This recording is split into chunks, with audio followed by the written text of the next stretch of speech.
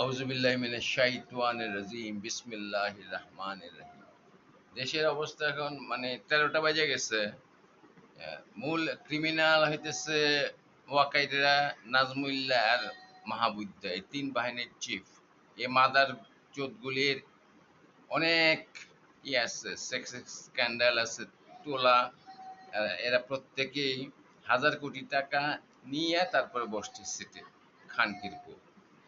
তো এগুলির সাথে তো বৃষ্টিতে ভিজছি, পড়ে এই যে নাজমুল্লাহর সাথে, আমি তো নৌবাহিনীর। যাই হোক, ওই এই খানকিরপুরদের কিল করতে হবে, এটার দায়িত্ব হচ্ছে জুনিয়র এবং সৈনিক যারা আছো তাদের। নইলে they are taking our future to bleak. মারামারি কাটাকাটি, তারপরে উত্তর কোরিয়া, এটা কি ভালো? এটা ভালো না। তাহলে এদিকে কু করতে হবে, বিপ্লবী সরকার